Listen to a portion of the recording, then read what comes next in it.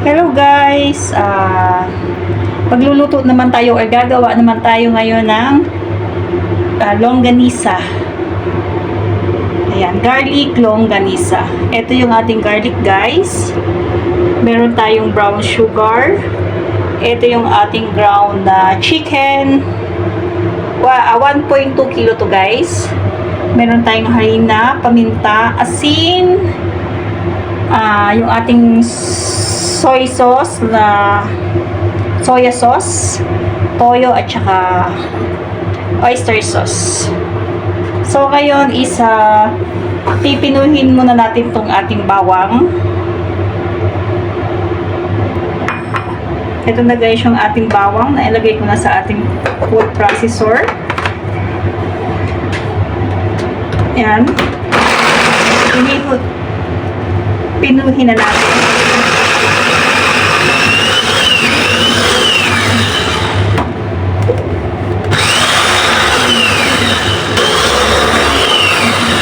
Okay na to. I-diretso ko na dun sa ating chicken. So, ayan yung ating chicken. I-diretso ko na dito ilagay yung ating bawang. Ito ay chicken. Garlic chicken. Longganisa. Ayan guys. At second batch ng ating bawang. So, ito na. Diba pag sinabing garlic chicken, longganisa, kailangan is maraming bawang. Yun lang magpapagod. Ang ating food processor guys.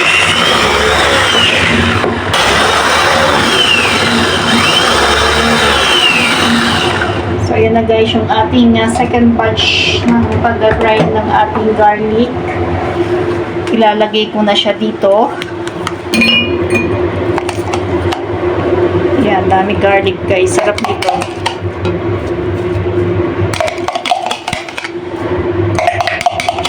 So, eto na. Mix ko lang guys.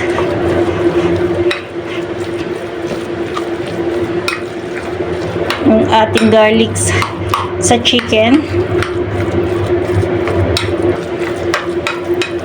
Mix lang natin mabuti. Then, lagyan na natin ng ating ibang ingredients.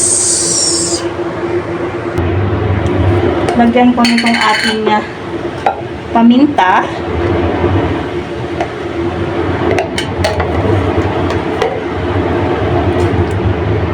Yung ating pampalasa. Soya sauce. 1 teaspoon.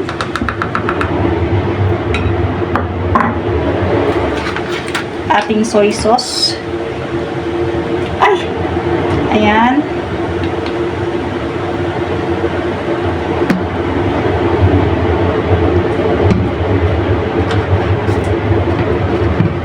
Yung ating oyster sauce. Unti-unti lang muna guys yung ating pantatsan-tatsan tayo. Ayan. At mahirap yung sosobra sa ating alat.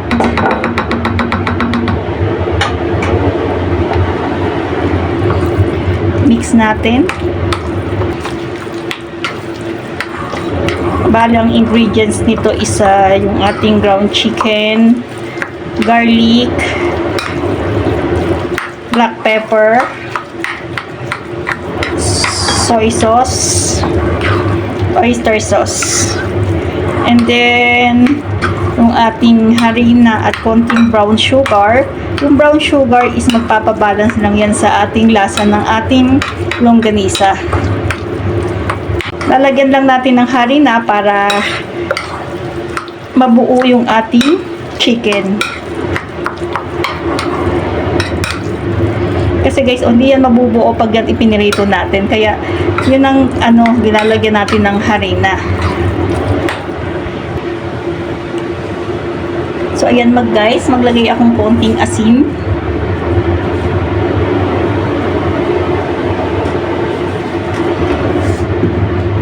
At ilagay ko na ito ang ating harina. Hindi ko muna siya ilalagay lahat. Titingnan muna natin yung magiging outcome ng kanyang Pero 5 tablespoon to. Ito namang ating sugar isa ng ating brown sugar.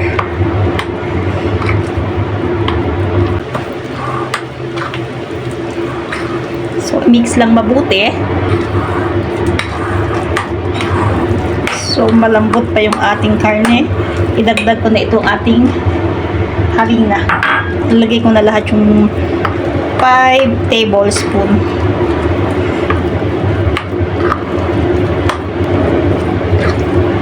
So, ayan, medyo okay na. Yung sa lasa, guys, kayo na rin din ang mag-adjust. Kung gusto nyo yung matamis, magdagdag kayo ng mas maraming asukal. Kung gusto naman yung okay lang, kasi nga ito is garlic, kaya hindi siya masyadong matamis. Kung sa alat, kayo na rin ang mag-a-adjust. Dibaling unti-unti, guys, ang lagay ng ating mga ingredients sa pagpapaalat. Madali naman pong magdagdag kesa masobrahan agad sa alat. Ito na, guys, yung ating chicken garlic longganisa. So, ngayon, islalagay na natin siya sa lagayan niya. Gagamit tayo ng plastic ng ice candy.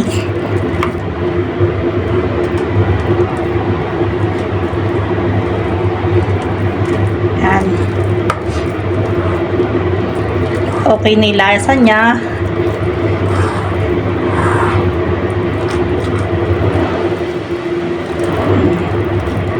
So, ngayon, is-transfer na natin siya sa kanyang lagayan.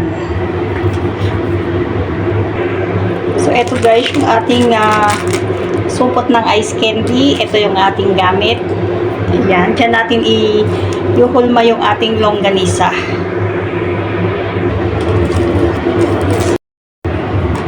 So, eto, guys, gamit tayo nitong pang sa icing ng cake. Tingnan natin kung okay siya doon na ipangsalin sa ating plastic ng ice candy. Ayan, magsalin lang ako dito.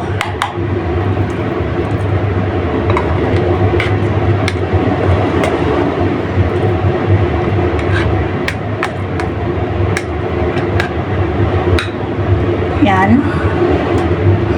So, ganyan yan. Ipupush lang natin. Uy. Then, ilak ko dito.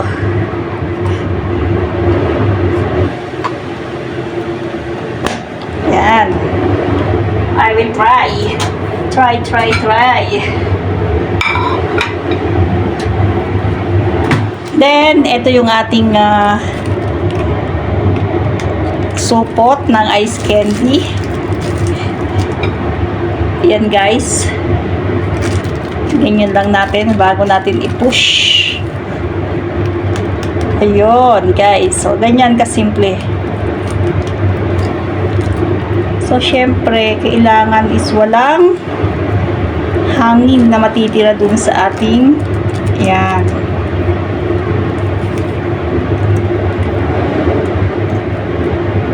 Diba? Yan.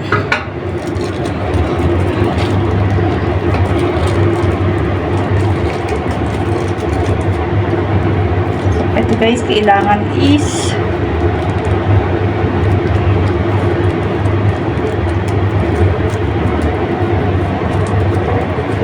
so, ito na yung ating longganisa.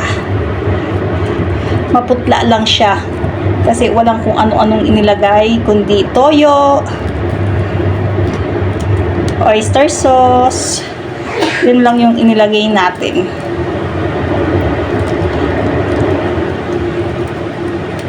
Pero kailangan is hindi to, wala siyang uwang o ano to. Yan siya, guys, yung ating longganisa.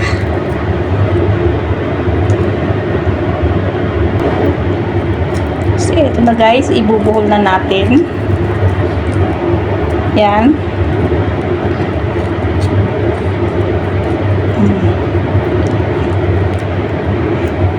So, ito ang ating longganisa. Same lang din. And guys.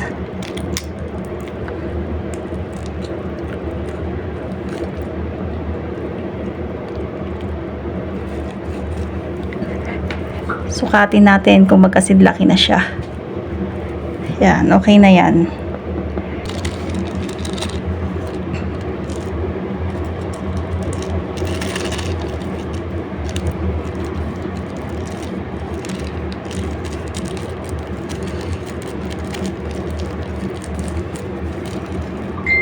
So, ito na guys, yung ating longganisa. Meron pa rin siyang ano dito, oh. Kasi sa umpisa may hangin, kaya aawang-awang siya. Kailan kasi walang hangin yung ating plastic. Kaya nagkakaroon siya ng ano, awang-awang.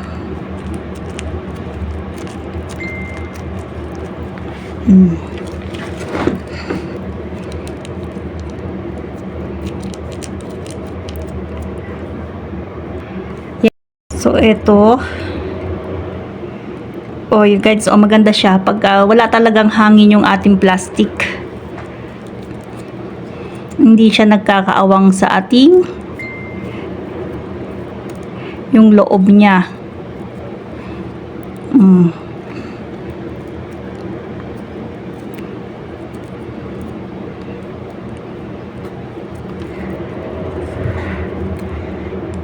Oh, diba?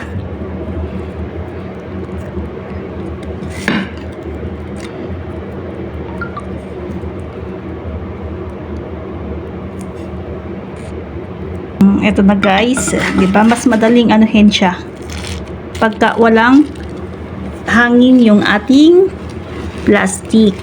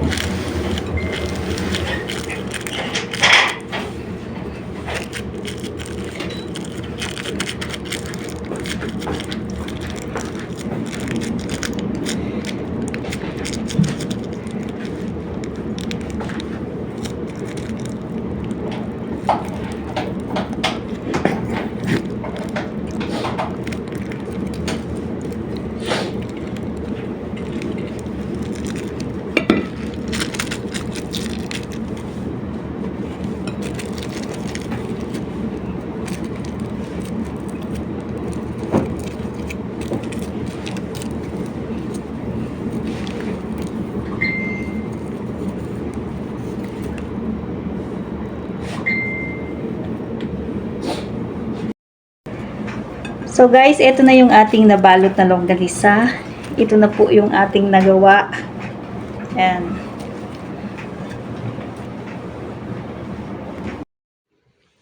So guys, ito na yung ating last batch ng ating longganisa. Mas madali guys kung gagamitan natin siya nito. Pang ano to sa icing guys, panggamit siya sa icing. Mas madali siyang i-transfer sa supot ng ice candy yung ating longganisa kasi push lang tayo ng push. Kailangan po talaga natin gagawin natin sa plastic is walang hangin para hindi siya nagkakaawang yung ating longganisa, para mas maganda siyang tingnan. Ayan, after natin malagyan yung ating mga plastic, ibubuhol lang natin siya. Mas madali siyang gawin. At sa ating pagbubuhol guys, kailangan is medyo mahigpit siya. Kaya kailangan is palipitin or paikutin muna natin siya bago natin ibuhol yung ating plastic.